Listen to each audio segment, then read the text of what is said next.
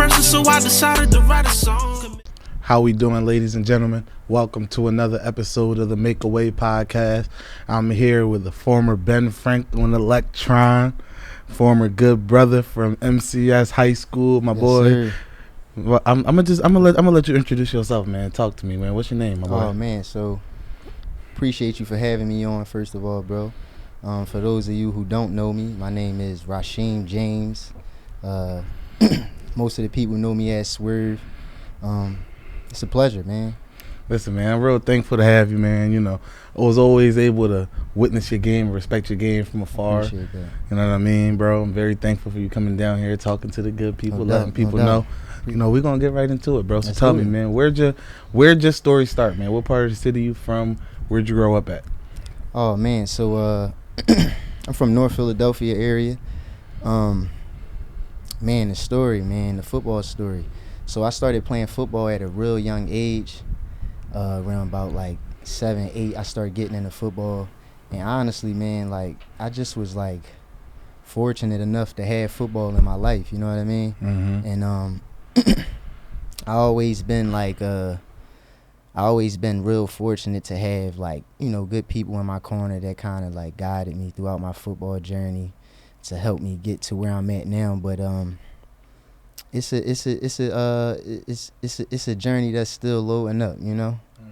It's a journey that's still loading up. But for the most part, man, Story not over. It's just another chapter starting. that's all. But for the most part, you know, football been a part of my life since I was a jit, man. Who'd you play for first? When I was younger, a close friend of my mom's introduced me to football, organized football when I was about 8 or 10, and that was a team called the Southwest McCree Saints. I don't know if you ever heard of them before. You heard of them I before? heard of the Saints. Yeah. For sure. Yeah. So it was a team out Southwest we was playing for. I played for them for about 2 years, and then I went and played for the Blackhawks, right? Mm-hmm. And then after playing for That's the the North Philly staple. oh yeah, no doubt. If you from North Philly, you gotta walk through the Blackhawks to get certified. That's a rite of passage in North Philly. Yeah, You feel me? no doubt. But yeah. So after the Blackhawks, I took a year off. Was kind of unsure if I really wanted to do football or not, and then going into my 10th grade year, right before my 10th grade year, a few of my friends from high school, you know, got me to come back out and play football, and it's just, you know, it's been up from there. It's been up ever since, huh? Been up ever since. So, you know, obviously, you know, I did a little bit of digging. I remember, obviously, but I was sitting there with my boy, and I was doing a little bit of refreshing. I took a little trip down memory lane, took a look at the numbers, and you feel me? As far as I know, you guys was one of the most prolific passing offenses in the history of the city of Philadelphia, bro. No, for sure. I mean, that first year with Kevin Caldwell, man, tell me about that. So my first year with Kevin Caldwell, my 10th grade year, Kevin's 11th grade year, Kevin had just transferred in from Comtech. You remember Comtech shut down? Right by my house. He had just came in from Comtech. Ben Franklin has never been known for, like, you know, powerhouse football. You know, we always had good athletes come through the program. Mm-hmm. But for the most part, Ben Franklin wasn't a staple in the city. Yeah. So Kevin came in my 10th grade year, like I said, and it was just like a bunch of kids from the local neighborhood who just was like determined to win, right?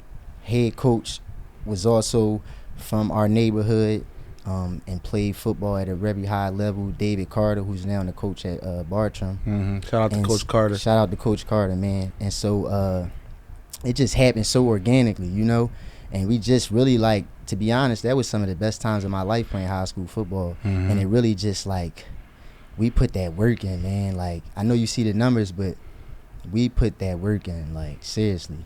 You know what I mean? And for the most part, it was like, it was just like a grind. It was really family, man. Like, that's why I tell my guys now that I'm coaching to, like, embrace these times in high school playing with your brothers, man, because for the ones that get a little fortunate to go play at the next level, you know, whether it's D2, D3, D1, and the reality is it's a business, right? You still go there to get an education and whatnot, but if you're not meeting the standards of what's expected, then you might not be fortunate enough to play. So at that high school level, you know, that's probably like that.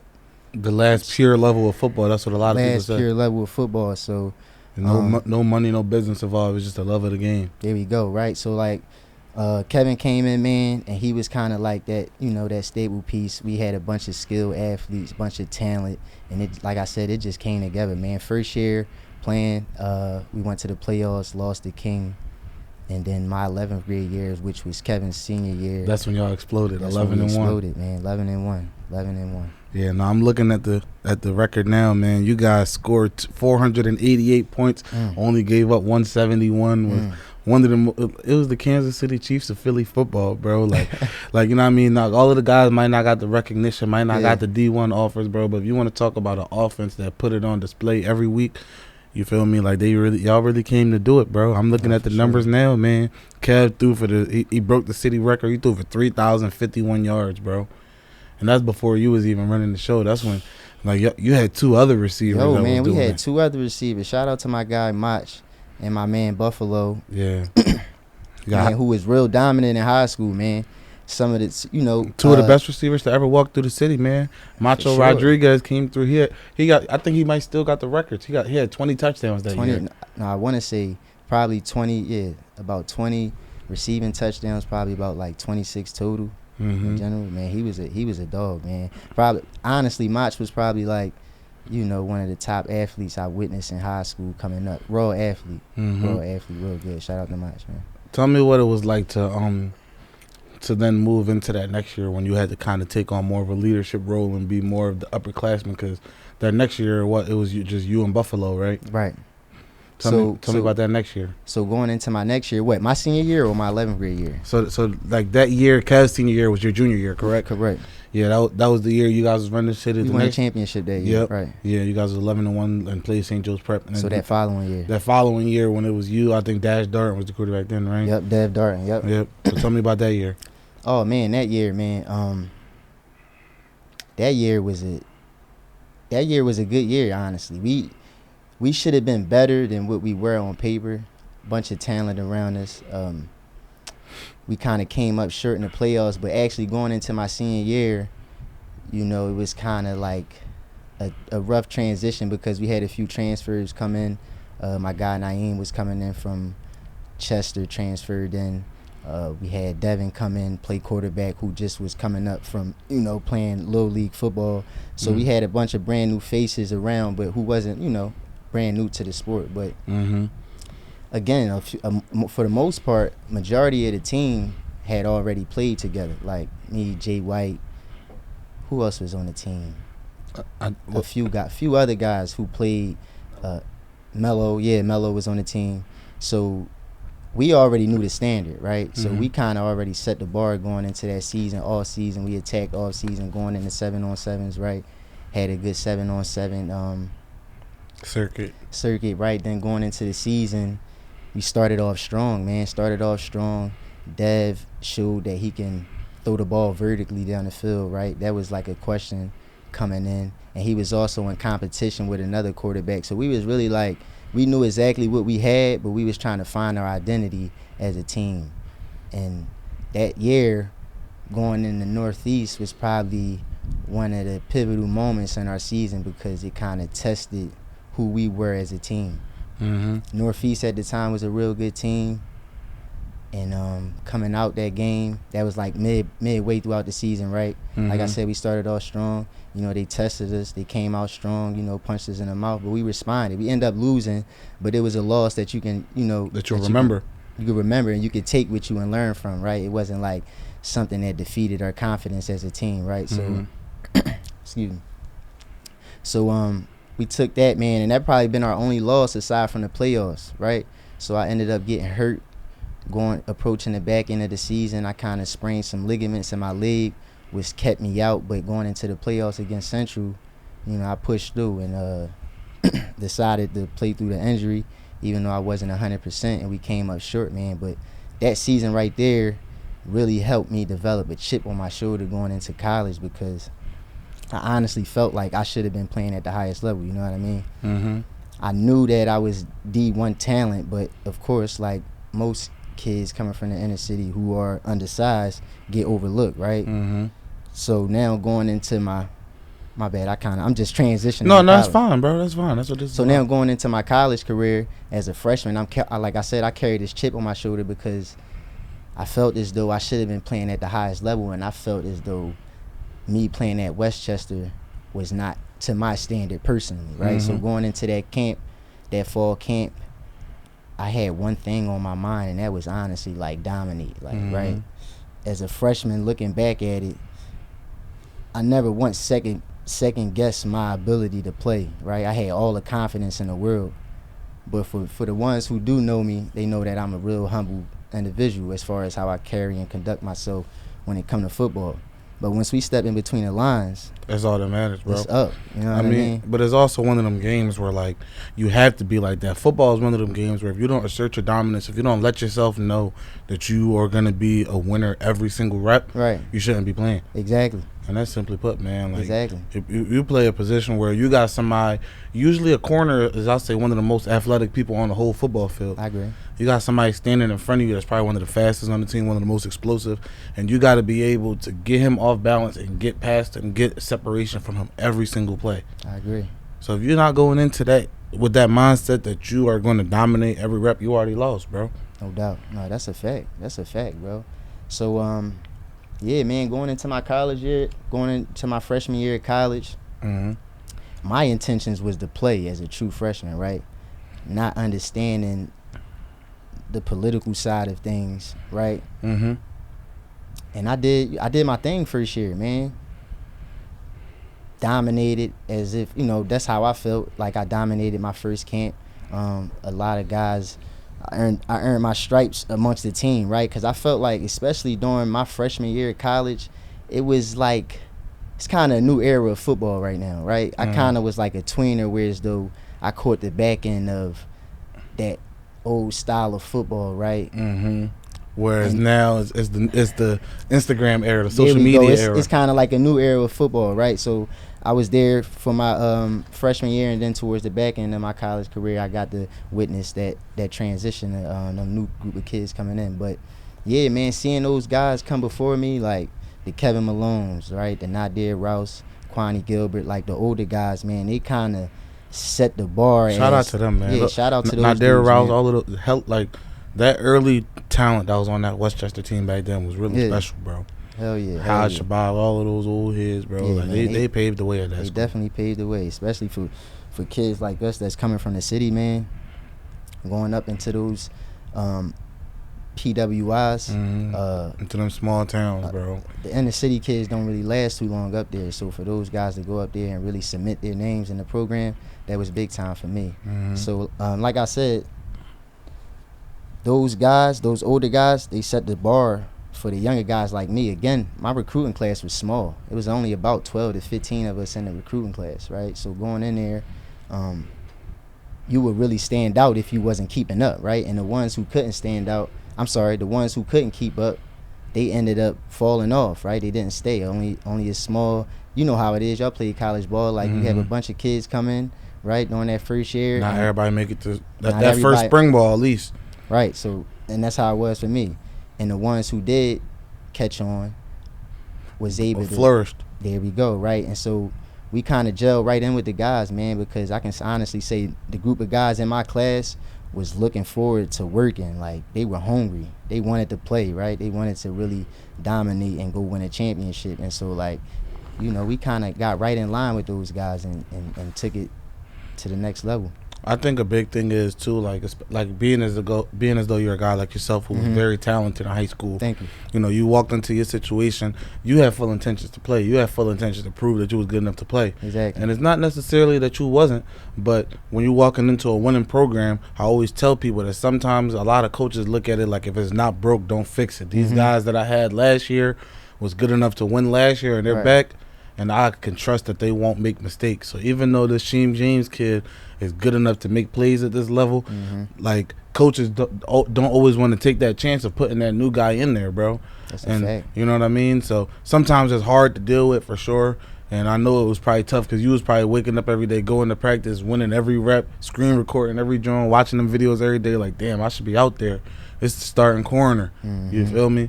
But it's just the beast of football sometimes. Like if you're going on to a more winning program, sometimes you kind of get stuck in the matrix of coaches like, listen, you're good enough to play, but you're gonna do more for me your 5th year than your 1st year. That's really how coaches look at it, bro. It is. But I can honestly say, like, it's kind of like towards the back end of my college career, I start to witness the difference. The difference, right? A lot of younger kids that were coming in were playing as true freshmen, right? That which was like, especially at Westchester, that wasn't a thing at all. Most freshmen come in red shirt because coach had his own philosophy on his player development, right? How he wanted his program to function with his players and stuff like that. So to see that happen was like, okay, it's a new era coming in, right? Because to be honest, man, a lot of the young talent coming in, they show that they can play, right? For the ones that can play, so it's like, play them at this point. Like, don't hold them out, play them. So that's what a lot of the kids coming in now, they feel entitled to play. Some can play, some can't. So, just take it with a grain of salt. And that's a big thing too, bro, because when it comes to trying to come in and play as a true freshman, again, there's a lot of guys that's good enough to play. Right. And even if they do come in, they make an impact right away sometimes. Exactly. But the way I see it too, there's a big chance that when you do come in that early, sometimes you're not mentally mature enough. Sometimes you're not really ready for the classroom side of things. It's nothing worse than when you got a game plan, when your coaches is watching your film hours and all of that, but you taking English 110 and you got a D in that joint because you deprioritizing your work because you don't know how to be a college student yet. And I feel like that's what impact. It's a lot of guys that will play as a true freshman and be ineligible the next year because they didn't adjust properly academically. I agree. I'm happy you touched on that too, because a lot of people don't understand that aspect of college football itself, especially for D2 players, right?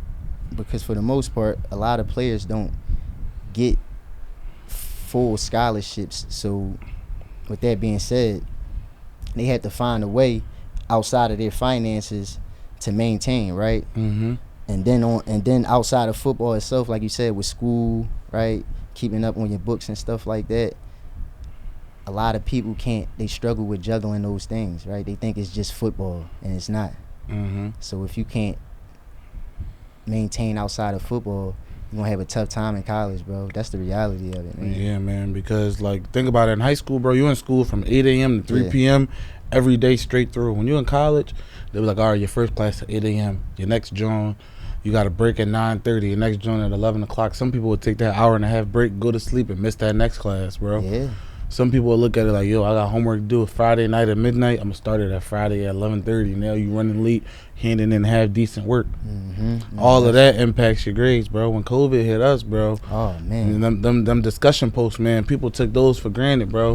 You know what I mean? I done seen people be ineligible from just trying to copy and paste other people's discussion posts, man. No, it was real. You had to be there, man. You know what I mean? Like, that COVID era of school was different, bro. You seen people that were smart as hell, bro, get ineligible because they was just getting in trouble for cheating because they felt like they could.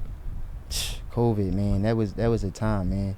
But just in general, like, as a D2 athlete, in my experience with college football, man, I can honestly say, like, it's a big task for athletes, man, to be able to go in, compete at a high level, and then not have the support that you should have aside from like a D1 player at a D1 program who's on a full scholarship, nutrition. There we go. They have the support. They don't have to scramble and figure out their next meal, right? They have that foundation set for them to be able to flourish.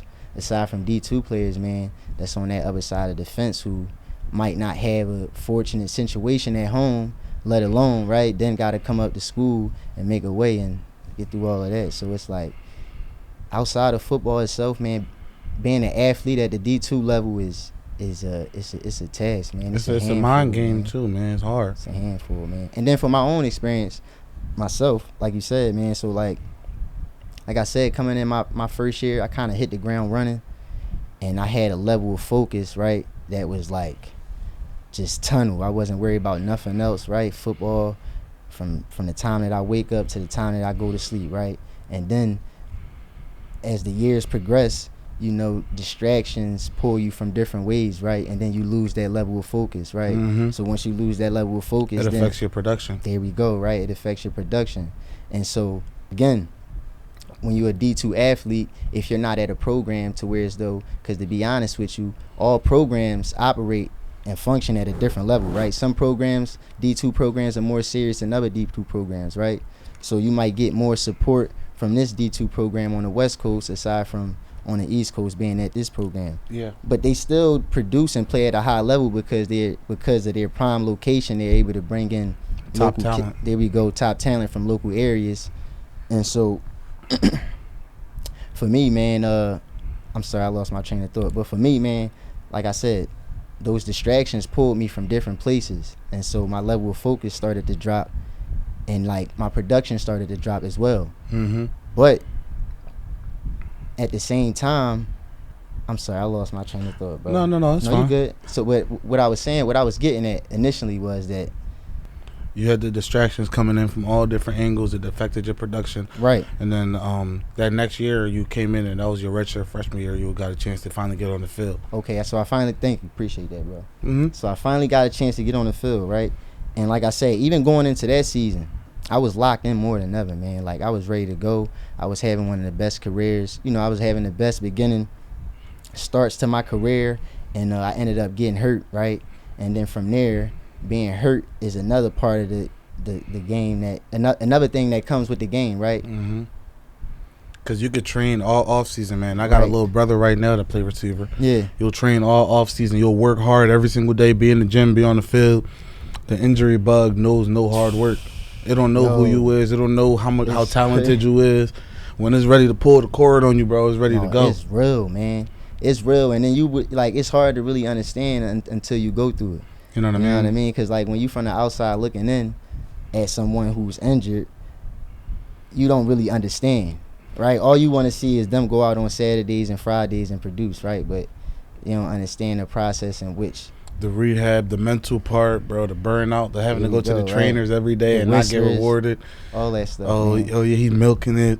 You feel what I'm saying? Yeah, so like just all those, just to, you know, just taking all that to accountability, man. It's like, in order for you to, like, if you a young athlete out there that's looking to go play at the next level, man, like, make sure that level of focus is consistent, because once that level of focus drop, then those distractions can sneak in and throw your whole game off. You know what I mean? Mm-hmm. So it's important, man. I preach that a lot to my guys, just to, you know, just mentality, having that level of focus. Like, that's just 90% of it, honestly. Like, once you get that part, you know, you can work on your game, you can develop your skill, right? But just having a certain type of mindset was really separate you from your peers. Yeah, bro. So that 2018 year, you like 2017, 2018, you guys won championships, really dominant teams. I think y'all won the East both of those years. Mm-hmm. 2018, you came out, you was on the explosive start. I think you only, you've only played 5 games. You had 376, but that was the most touchdowns you had. You already had 7 touchdowns in them 5 games. Right. So you was going on a crazy tear and ended up getting hurt and missing the rest of that year. Tell me about how you was able to, you know, mentally, emotionally handle that like the game being taken away from you so sharply, while you was probably having, like, at that point, you 400 or 500 yards and 7 touchdowns. Mm-hmm. That's one of the best starts to your career you probably ever had.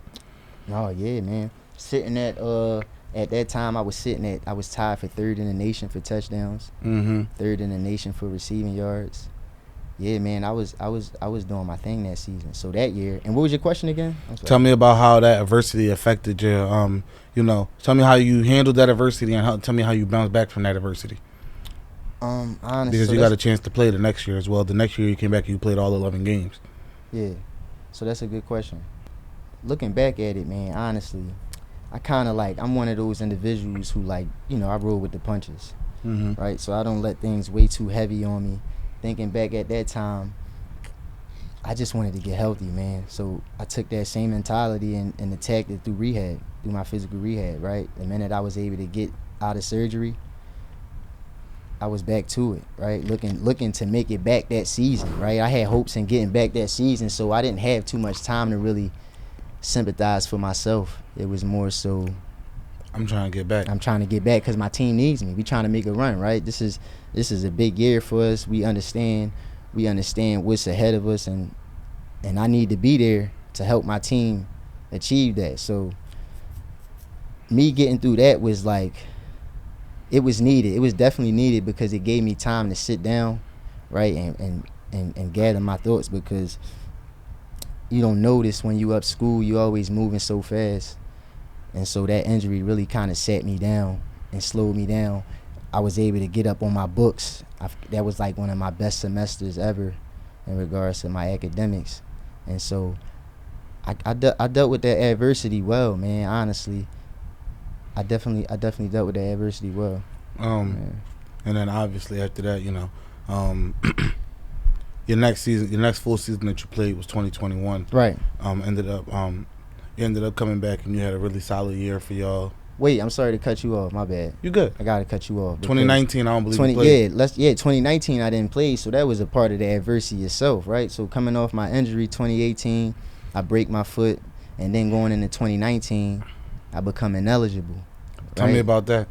Oh man, that was probably like one of the lowest points of my football career, man, because I'm coming off a good season, right? A good first quarter of the season. You got hurt, and you had big expectations that next year. Big expectations, right? And then it was so unfortunate because, you know, the thing is, in a situation like that, when you become ineligible, it's like you fell, right? Mm-hmm. Don't nobody really want to hear about how it happened, right? They just understand the outcome is like you can't play. So regardless of whatever else it is, this is what it is, right? So at that time, man,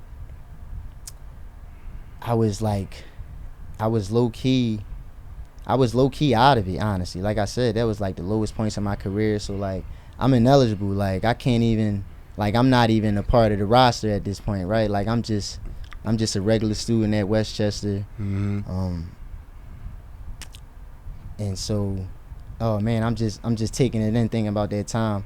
And so just like during that time, man, it was like that was a long period for me. That 2019 season was a drag, watching your peers on the field play, knowing that you can't go out there and play.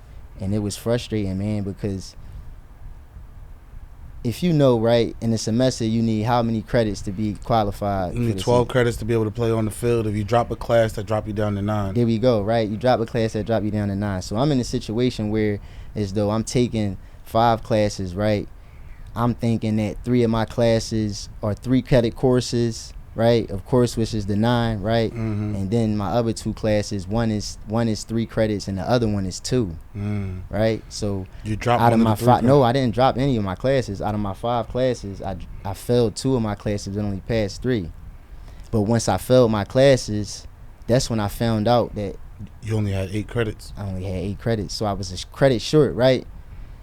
Mind you, my advisor set my schedule up for me, so I'm not dealing with none of that stuff. I'm not dealing with my classes. They, you know, I'm the guy on the team, so they making sure I'm good on all angles, right? Classes set, right? Housing set. They make sure he comfortable so he can ball. Mm-hmm.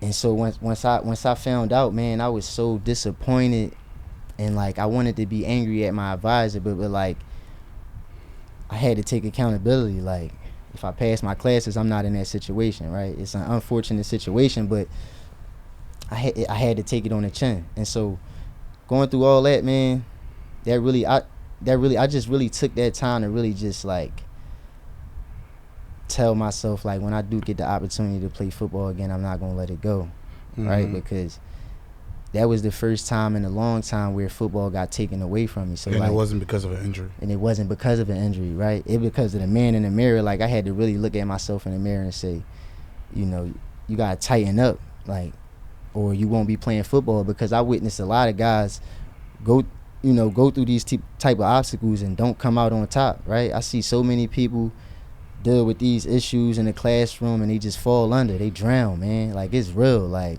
you got to be able to swim out there in that field. And so I was able to pull myself up, man. And 2020 we ran into the COVID.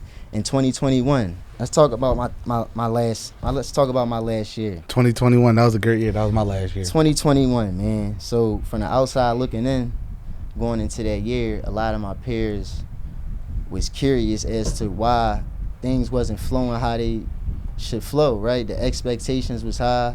I haven't played in 2 years, you know, so people wanted to see me back out on the gridiron.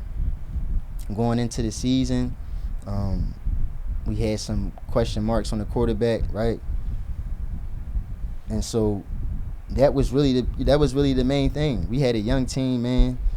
Excuse me, played with a bunch of young guys, and they were just getting their feet wet. Mm-hmm. And we were trying to find our identity, but at the same time, looking back at it now, like at the moment, I was frustrated, of course, because things weren't going my way, but my approach to the game didn't change. That's one thing I can say about my senior season. Like, that was my most mature point in my football career. So my preparation, how I attack practice every day in and out, right? How I got ready for game day. A lot of my peers witnessed that, right? So they that became contagious, and they saw it, right? Mm-hmm. So outside of what wasn't going right with the team, they saw the captain, still taking the same approach, even though things wasn't going right.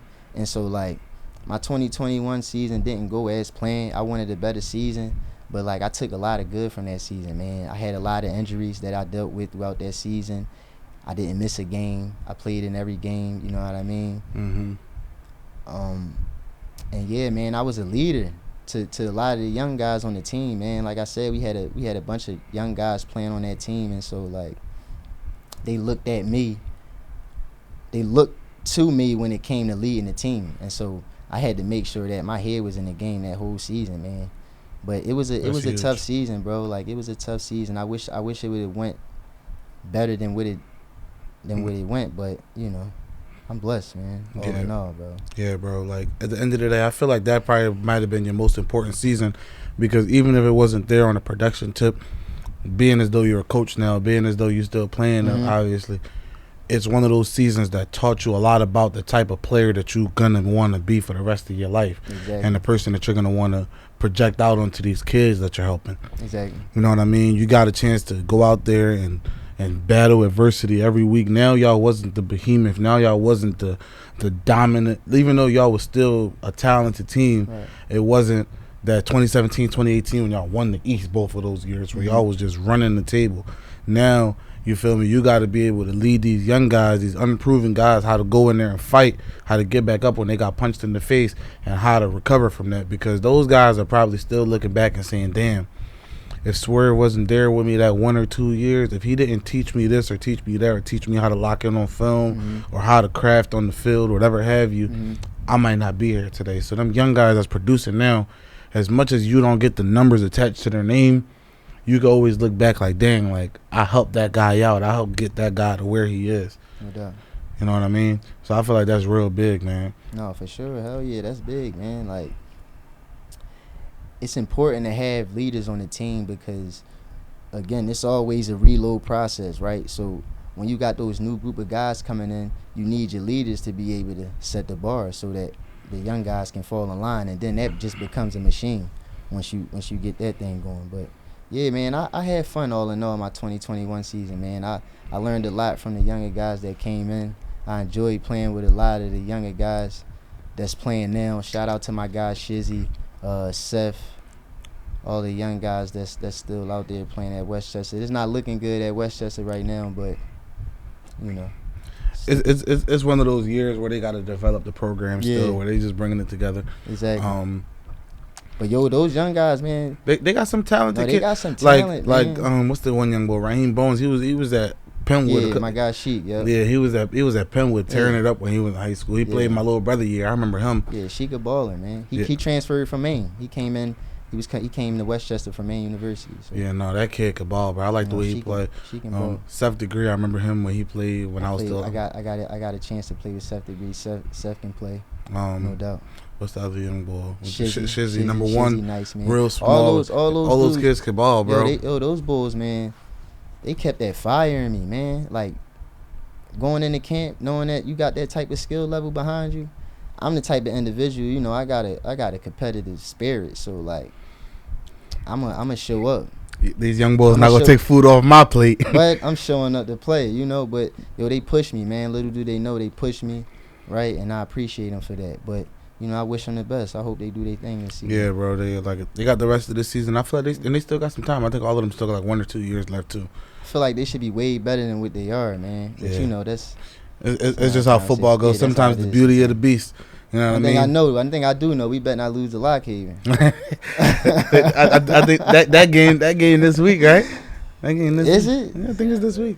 Yeah, this Is Saturday. it? Yeah, Saturday. We better not lose a lot, bro. I mean, the one thing that you guys y'all been coming close every year. That's crazy. Every year, each year, y'all get closer and closer. I love when we play against Westchester, man, because like it's just like the environment's crazy. You get to play against like a program that you know that you got to bring your 8 games. So I feel like on the contrast, like, you know, you was playing on the championship level team, playing on a team like Lockhaven coming up. We was like we always came to the game knowing that if we was gonna win, it was gonna be a dogfight.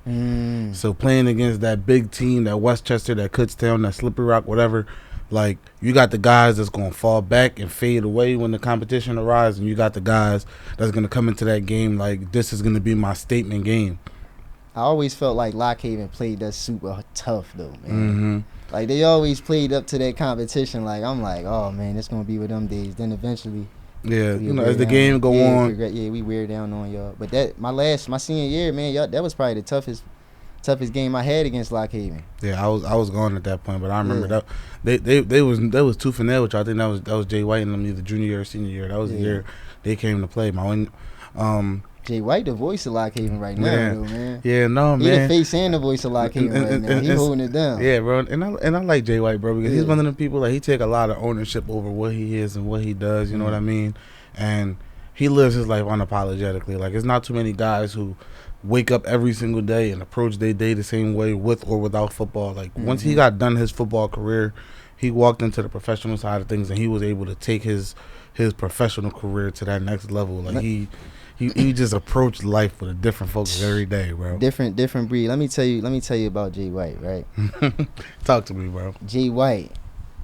First time meeting Jay White was my 10th grade year, right? No, I'm sorry. It was my 11th grade year, right? Jay White, who was going to Constitution at the time. I remember it was an all-season workout, right? And Jay White, it's his first day working out, and he was like geeked up. He was ready to go, right? And he was low key on my bumper, pause, right? Follow me around, but he was eager to learn, man. Like, that's one thing I can say about Jay White. Like, he was always spongy, right? And so Jay White is like the true testimony of hard work, man. Hard work, dedication, putting that grind in, right? You need more people like Jay White in the game, man, because I truly witnessed Jay White develop as a player all the way up until college. Like, someone knowing Jay White from high school shouldn't have been playing college football, honestly. Like, everything he earned, he worked for. And so, like, you know, seeing that throughout my football journey was inspirational too, because I'm understanding that, like, hard work can definitely outbeat talent if that talent not working hard. Like, that's honestly a true saying right there. You know what I mean? And bro was like I said, bro was that testament, man. So, like, I appreciate bro for that. Yeah, bro. He always told me a lot of stories how he like looked up to you and how you gave him a lot that nobody else was giving to me. He was telling me, pause. But the one day he was telling me that you guys was upstairs at Ben Franklin. It was you, I think, Buff and him.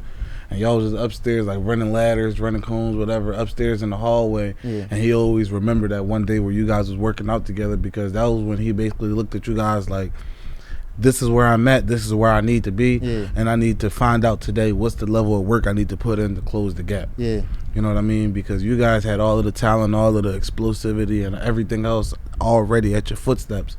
And he had to find out what he had to do to develop to find that. So he says working out in that close quarters with y'all and really seeing how good y'all was in that area really showed him how hard that he had to work going forward. So he always say that he really thank y'all for everything y'all did for him, man.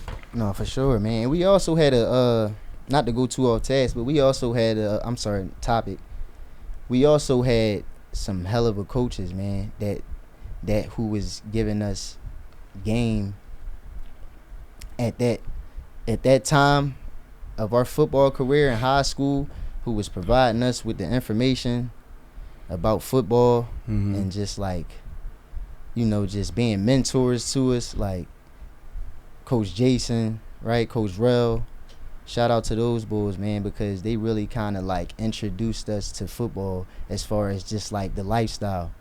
You know, the grind, what it really take, how it look, right? The football community. They exposed that to us not just, I feel like I can speak for all of us as a team, for Ben Franklin, right? And so that really played a pivotal role in our football journeys, man, because they low-key put us ahead of the 8 with providing us with the information they did at that time. And we just took it and ran with it, man. Like, we was a strong core. We was determined, man. Like, we truly loved the game, and so, like, we respected it. It was just that simple. Yeah, bro. I feel like, especially at y'all coaching staff, I still got a lot of love for him. Every time I see Coach Carter, he give me a hard time when I see him. That boy, I just was with him. He legendary, man. Yeah, bro. He every time you see, hey, what's going on, babe? Yeah. Hey, babe, tell me, man. Like, you was supposed to be down there with me, man. You want to be running down the Prep Charter in South Philly, man.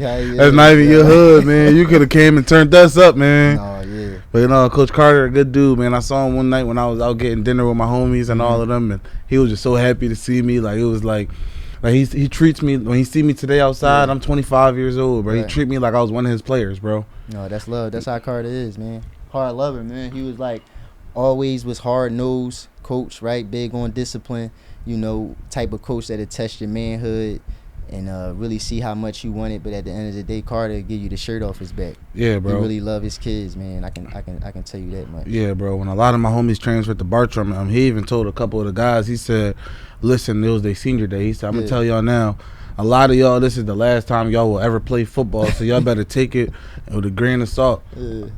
One of my homies, he was like, yeah, all right, go ahead. Coach Carter was like, yeah, trust me when I tell you, this might be the last time you ever play football. Take it gracious. And lo and behold, a couple of them guys that was in that room, bro, was like committed to play college football.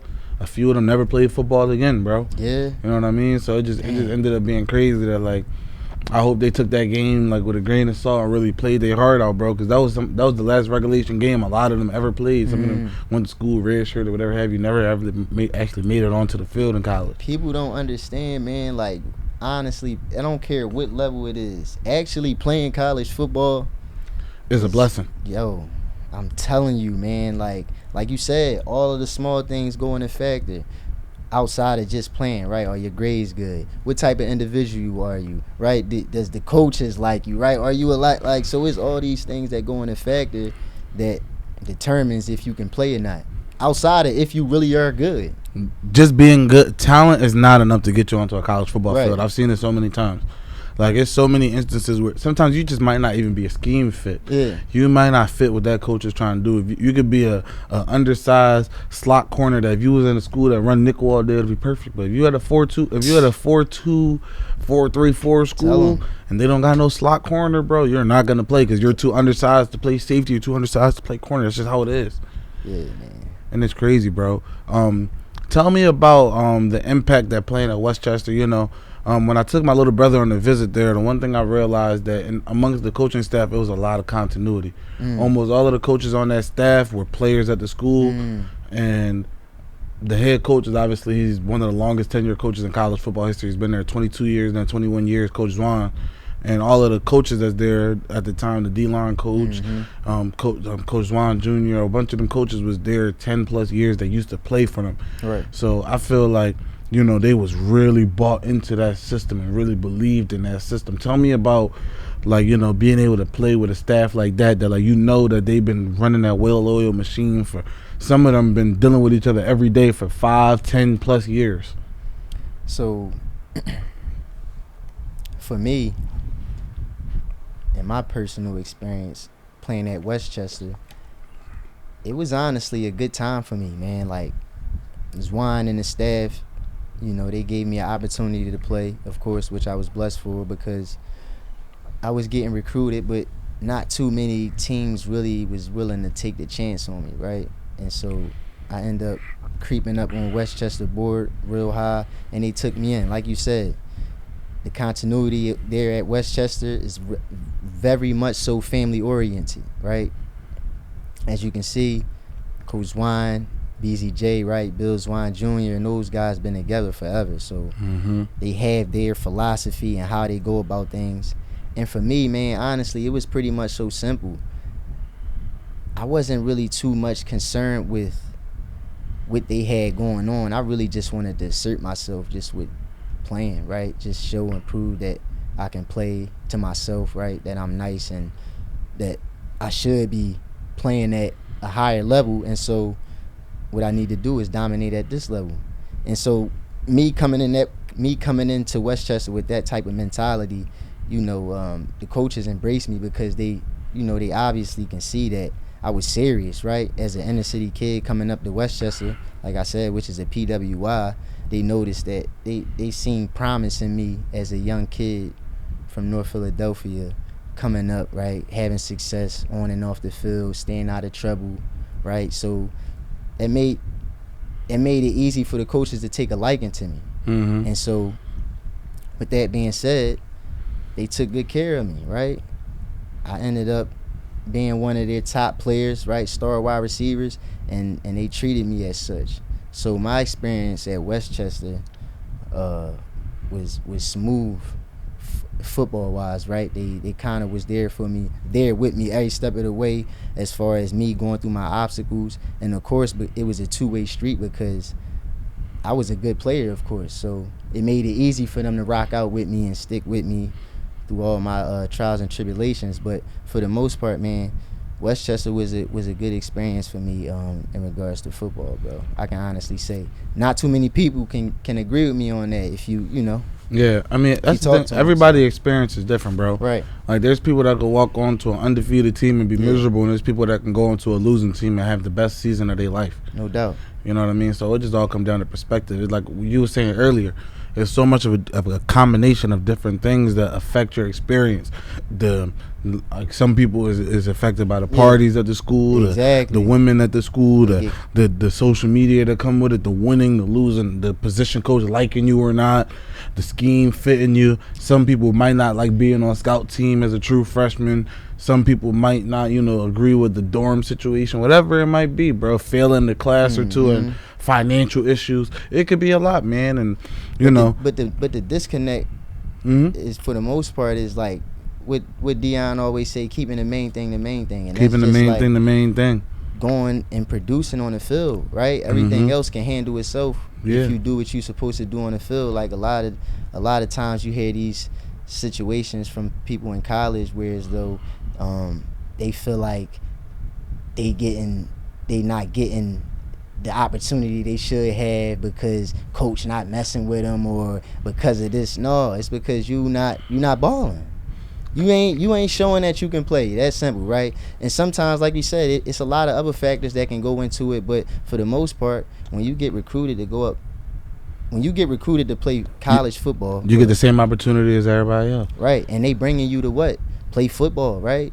So that's the harsh reality of it. So it's like, yeah, you got to maintain your books, right? That's your job that you have to do to be able to play football because they bring you up to play football. And so like, that's the disconnect, man, not keeping the main thing. And so for me, my experience, I believe, played out that way because I was just solely focused on football. Like, I'm trying to ball. Like, I want to ball. I know I want to dominate, and I know what I can do. So I feel like that's huge. Like they embraced me with that, man. They embrace, and I feel like a big part of that is the culture, though, bro. You walked into a situation where it's a proven formula already. Right. Where it's a lot, like you was just talking about the Nadir Rouses, all of those guys that came before you. Yeah. You saw those Alhad Shabazz like, yo, if I come in and I produce and I do the right things, great things could come when I'm done. Exactly. So I'm not gonna let too much get in between me and that hard work, and I feel like that's probably what also propelled you a little bit forward as well. And to add on that, right? Mm-hmm. I had dreams and aspirations of going pro. Yeah. Right? And that wasn't something that I will always share with my peers, but in the back of my head, I knew what I wanted, right? Mm-hmm. So I had a different level of intensity, and like I said, a different level of focus going into college, going into Westchester. And so, everything else kind of played it's like a trickle effect, yeah. Yeah, man, I feel like that's huge, man. Yeah. Like I said, I respect your game a lot, bro. I appreciate that, bro. Yeah, bro. No, real. I really appreciate that, bro. Yeah, no doubt. I always had a lot of respect for your game, bro. You know what I mean? I got Jay White, one of my good homies. Yeah. So every time we used to be trading stories, because He's always like, no, bro, but listen, bro, when we was in high school, bro, I know you. No, I know was like that. I'm still like that. Yeah, no, bro, I was there. I saw you a couple weeks ago. Oh, yeah, brother. Destroying. Let's talk about that. Yeah, man. man. Like, the people want to know. Let's talk to them about that, man. So I pull up to the Destroying one-on-ones, man. It's about 150, 100 football players, all different sizes and speeds. Yeah. And, you don't really know who you're going to get when you pull up to an event like that. You know what I mean? So I get there and, lo and behold, good brother there. I'm like, oh, man, that's Cuz from Westchester. Yeah, right. All right, cool. You go out there and I'm just seeing you win right up after rap. I'm like, oh, yeah, this guy's about to come tear it up. Man. So tell me about, because that was probably one of the highest level competition days that you had in a really long time. No, yeah, in a real long time, right? So prior to me going out playing, participating in that event, I haven't competed at that level in a while, right? It's been a while. Probably about 6 months, right? I had a workout out in Detroit that didn't go well. I had tweaked my hamstring, so I wasn't able to get through the whole workout. And so that was the last time I actually, like I said, competed at a high level. And even then, that was a workout. And so going into this, I got on the field maybe twice, right? Going into that. And so at this point, it's like riding a bike, man. Especially when it comes to just competing like that. Just jump back off the porch and get back to it. Yeah, it's like riding a bike. And so my guy Jay Peasy, who flew in from Florida, he had came in the day before, and got with me, and we was kicking it. Shout out to Peasy. And so that following day, man, when I got there, I made up my mind that I was gonna go both ways, right, defense and offense. And at that point, it was it's mano y mano, it's man versus man. Like I know my capabilities, right? So it was just up, bro. I knew for a fact that I could win. It's just the thing with the Destroying one-on-ones, being as though that was my first time. The grace periods threw me off, man. Like I did about 2 reps and then I sat for an hour and a half. Got a break for a long time. Then I went and did 2 reps again and sat for an hour and a half. And so subconsciously, you get checked out a little bit. You know what I mean? And you're not really in it, and you start to get comfortable and you become lax, and you low key forget that there's a prize, right? And so as the rounds progressed and we got later in the rounds, I lost that level of intensity personally, right? And so just like that, right? When that money on the line, and 10K, it was over just like that. It's over just like that, man. Like you said, like I said earlier, it's a mentality, right? Each rep was a lot of 6 those seconds. dudes, even a guy who won, right? That wasn't his first Destroying, so he know exactly what he getting himself into, especially towards those later rounds, right? The money rounds. They know how they coming already because they done been through it. For me, it was it was a learning curve. It was experience. I plan on getting to another one if the timing is right, but I know how to attack it if I go next time. Can't nobody out there stand it with me for a fact. I'm telling you. Yeah, bro. I mean, it's been like that since high school, man. Yeah. And ironically so, you played in high school your senior year with one of the greatest receivers in Philadelphia high school history, man. That's a fact. Tell me how it was, because that's your brother at the end of the day. But tell me about the competition with Buffalo for the #1 receiver job at Ben Franklin. Oh, man. When I tell you, it would be times in practice. Yeah, 711 touchdowns. It was a great year. We pushed each other, man. Buffalo started playing high school football before me, right? I started playing in my 10th grade year. He started playing his 9th grade year. And so he was already, he got his feet wet already, right? Playing varsity football. So he kind of already had this swagger and a demeanor with him, right? Because his confidence was there at the playing a year. But I say that to say that, man, Buffalo pushed me to be better, and I can say I pushed him, right? We would compete, man. Jay White will tell you in practice there would be times we would compete and we'd be ready to fight, man, because it's just Buffalo is a competitive person, and of course I'm competitive, right? And I played DB, or at least at the time I felt as though I should have been going both ways, right? But like I said, I'm a competitor, right? Iron. I wanna guard you. You say I can't guard you, let's get it, right? And so that's what we got out of practice. And even when I wasn't playing to my level of capability, he would check me about it. So we held ourselves to a standard, right? And it brought the best out of us. But for like you said, man, Buffalo, one of the city greats to come through Ben Franklin, man. A lot of people he don't get his flowers as one of the great wide receivers in Philadelphia history. He is one of the greatest receivers ever to come through the city of Philadelphia. Yo, man, Buffalo was like that, man. Yeah, he was like that even in college. He had a solid college career too. Yeah, man. my redshirt year we played against East Stroudsburg, so that was one of them games where it was week 10. So people started getting injured. I started traveling because the coach was threatening to burn my red shirt. Too many people got hurt in front of me. So now at this point, I'm starting to get on the bus. Can't get my shirt. Yeah, bro. Like we ended up, we was winning by a lot at the end of the game, and the coach was like, "Yo, like I want to get the old heads out, young boy. You want to get in?" I said, "It's 2 weeks left, bro. Right. It's 2 weeks left. You trying to take my like fit?" If I was my old head, shout out to my boy Chapel, man. Chap grabbed me, he gripped me up. He was like, "Look," he's from Ohio, he's from Columbus. He like, "Look, cuz it's week 10." You sat there and you grinded on scout team all year to lose your red shirt for 6 minutes in the fourth quarter, bro. Go sit down somewhere. No, that's love. You know what I mean? That's and Chap, one of them dudes, bro. I thank him so much, bro. I remember my last year starting. It was my last year when I was at Lake Erie. Mm-hmm. We played a game versus Ohio Dominican. He actually drove down to my game to come watch me play and all that, bro. He was one of them guys, like my first year and my last year. He was always there for me. He still talked to me to this day. And like he just was such a mentor and such an old head for me. Like he was an All-American, great ball player. Yeah. You know what I mean? I wish I would have got to see him go pro. But that game, I got to see Buffalo live. That week 10 of redshirt year. He was a true freshman playing, I believe. Yeah, Buff played as a true freshman. Yeah. I remember, bro. We game planning for them, and they like, they got this one kid number 15. He kind of plays, kind of doesn't. He's a freshman. He's gonna be nice. I'm like, yo, that's Cuz from Ben Franklin. Yeah, that's crazy, bro. We got our best guys sticking him, bro. He routing them up, bro. He's like, he was one of them guys, bro. I'll tell you, bro. Like, I felt like watching him that game, and this was 6-7 years ago, bro. I felt like I watched him win every rep that whole game, whether he got the ball or not, bro. And they lost by like 2-3 scores. Yeah. He was one of them guys I really felt like they could have threw him the ball every time he ran the route. Ben Franklin boys was like that, man. We produced some. Man, Ben Franklin should have. Ben Franklin had the opportunity to like take that create next a step. dynasty, man. Mm-hmm. Create a dynasty and generate something phenomenal to where as though we producing athletes, right, going to play at the next level. Like it's a machine, right? But they had some guys, bro. Like I feel like if that same team would have been playing in today's social media era of football, like there's no way Macho Rodriguez get 20 touchdowns in 1 year and not play Division I football somewhere. No, yeah, no doubt. You know what I mean? Size or not. Yeah. Size or not, because I feel like a lot of coaches in Division I now is like cutting a little more slack for size now.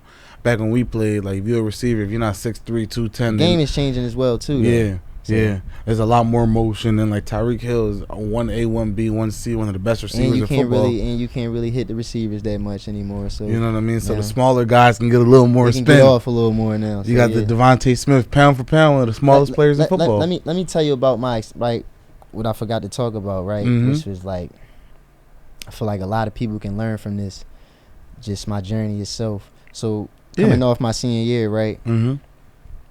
I had plans on transferring as a grad and going to the D1 level, right? I was getting some interest going into my senior year from UVA at the time, and it was offering me an opportunity to come in as a grad transfer and play. So going into that year, my senior year, right, that was in the back of my mind, right? And so once we come to an end of the season, I already got my mind made up that, you know, that I'm transferring out. So I had my exit meeting with Zwine, and I let Zwine know that I was transferring, right? So prior to that exit meeting, going into my senior season, we had a conversation about if I would play again after this year. Mm-hmm. And so that conversation kind of was like airy. He didn't get the answer from me, but it was giving the vibe that I would be done, right? So Zwine on his side didn't really know where I was at with it with football. He just knew that this was my last year. And so going into that exit meeting, I let him know that I wanted to transfer out, right? Come to find out, I had ran into some eligibility issues to where as though basically my clock had ran out, right? And so now I'm back against the wall. I can't transfer out. I'm left with, you know, no decision but to pursue my dreams, which is going pro. But now time has passed, of course, because I had the intent on transferring out, and me not being aware of even going pursuing the pros. So with that being said, man, you missed out on pro days and all of that. No, yeah, I just not even pro day. I missed out on the whole process leading up to pro day because I had the intention of transferring. Right, I didn't think not once in my mind that I would be going pro. I thought I had an opportunity that would give me leverage to go pro, and so, like I said, things didn't go as planned, and here I am back against the wall, left with the decision to either pursue my dreams and go pro or let them pass me by. And so time had already passed by to where as though I didn't get to train pro. Man, I had a good friend of mine who felt as if I should be playing football, of course, whether if it was me transferring or going pro. He just knew that I shouldn't just be sitting, right? Be a sitting duck. And so we made a few phone calls. I was able to get connected with a friend of mine who is now at the Texans, a part of the Texans staff, player personnel. He ended up getting me a last minute shot at Temple's pro day, right? Mm-hmm. So here I am 2 weeks out from the pro day, haven't been training, haven't ran a 40 since high school, not alone high school, haven't sprinted since my season, right? Haven't even trained at that level of intensity since my season, because my approach going into winter break is that I'm gonna be transferring out, like I said, and then, going to go play wherever it was that I decided to go. And so 2 weeks out, man, I made a decision that, like, listen, I'm taking my opportunity and I'm gonna run with it, right? So I had 2 weeks to train. I get with coach. I call up G at level 40. Yo, I just got an opportunity to do my pro day at Temple. Whatever it is you got for me, I need. I don't care what it is, whether if it's you showing me how to get in my 40 stance, whether it's any little cheat techniques that can help me get my times, the best time that I can get. I get a few days of training without that 2 weeks going into my pro day, right? I go through my pro day. I do my thing, right? When the lights go on, I'm gonna do what I gotta do. That's just how I'm wired. Damn right. So I do my pro day. The Eagles pull me to the side. They had me fill out a questionnaire. I speak with the Eagles, right? I speak with the Patriots. It was a few teams that was at the pro day, from the 49ers to the Patriots, Eagles, a few teams, the Chiefs, right? Mind you, at this time, like I said, during this phase of my life at the time, I wasn't in the best headspace, right? I was kind of out of it, not really knowing where football was going to be for me. And so, my day-to-day approach wasn't the same because I wasn't there, of course, mentally, right? So I'm not working out, I'm not training, of course. And when I go through this pro day, I do my thing. I spark some small interest. Mind you, the Eagles, her name is Amina, by the way. She's a recruiter. She ended up calling my phone after my pro day and wanting to speak to an agent. But mind you, I'm don't even have like, an agent. I don't even have an agent. I'm winging this thing, right? People from the outside looking in, thinking that, everything is peaches and cream, but I'm low key just betting on myself, right? I go through the process. Shout out to my guy CY, man, because he was rocking with me through the process a lot. He truly just wanted to see me win. And so I decided, man, I got to get with the best of the best, right? Like, I need to go be with the best of the best. I did my pro day. Of course, I was not satisfied with my pro day at all because a lot of people didn't know, but of course I knew that I could have performed way better, but due to my circumstances, that wasn't it. But we're not going to cry over we're not going to cry over spilled milk. It happened. So me and my homie, man, we came up with the decision that, like, yo, from this time on into the season, you need to go get with the best of the best, right? You able to perform at this level without having the best of the best. So just imagine what you can achieve once you get with the best of the best. So, man, I packed my bags and I flew to Florida, one-way ticket. I'm talking, only person I hit up my guy Swerv right at the time. I saw Swerv. I've been doing some homework. I saw Swerv was down in Florida training at I Am Athlete. I hit Swerv up, yo, bro, listen, closed mouths don't get fed. Connect me with somebody, man. I need to get right. And so he told me to come down and that he already spoke with the trainers at I Am Athlete, you know, the rest is just yours. You just got to come down and put the work in, right? So I fly down, one-way ticket, book my ticket, man. I go down there. I get down there for a day. I'm down there for a day by myself. Then my guy fly down with me. And from there, we just hit the ground running, man. That next day, I drove in to I Am Athlete, connected with the people there. And then afterwards, I was just in Florida for about a month and a half. I'm talking about none of this was planned, man. I really just bet on myself. And that's really my whole message in me just telling you this experience is because, like, getting to witness that other side of the fence, I really got to see what it is that we're missing back in the city, right? Witnessing the best of the best train day in, day out, the resources that they have just to be great, let alone from the best of the best, the ones that's up and coming, the younger ones, right? Mm-hmm. We don't get those resources coming from where we come from on the football aspect of things, right? And so we kind of at a disadvantage because we don't know these things, right? Instead, we going about the best of our abilities. But for me to be able to witness that really put things in perspective for me, because now I'm seeing that, wow, I see exactly what I'm up against. You know what I mean? And so I was down there, man. I connected with whoever I felt that can help me get to the next level. And that was right there, that was a pivotal moment in my life, because that showed me that I have what it takes to play at the highest level. You know what I mean? Like, we always, you know, say we believe in ourselves, of course, and I'm pretty sure a lot of people who are pursuing the pros do believe in themselves, but it's different once you get amongst those peers and you get to measure yourself. You know, you get that measuring stick that you get to use and see where you sit at, right? Because coming out of college, after you done your last game, everybody run a 4.4, 4.5. You know, everybody got a 35-inch vert. Everybody got great hands. Everybody explosive. You need to fine tune and develop yourself to show what you do better than all of them too. Exactly. You know what I mean?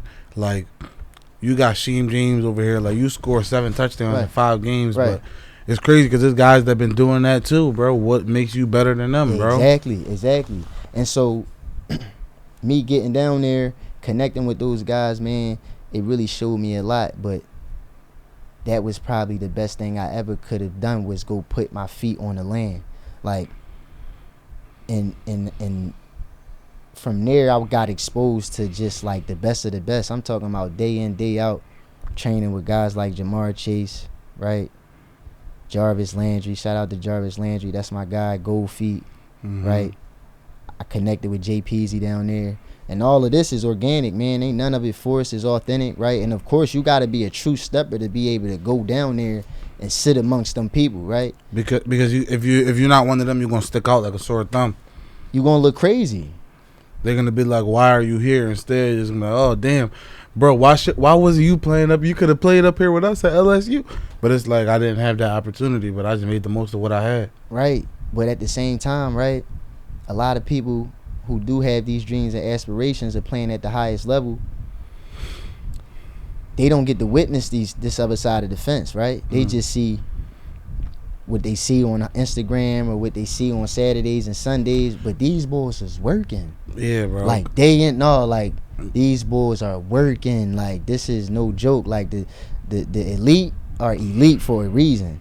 And that just bring me all the way back to the mindset. Another thing was like, which I always knew, but gaining that experience was just confirmation, because it's just like, it's mindset, bro. Like, because you was at Westchester. As far as a lot of them Westchester guys knew, you was one of the best receivers they ever saw. No doubt. And for you to be out there on that field working out with Jamar Chase and Jarvis Landry and them, that showed you, like, little do y'all know, it's a whole different beast out here.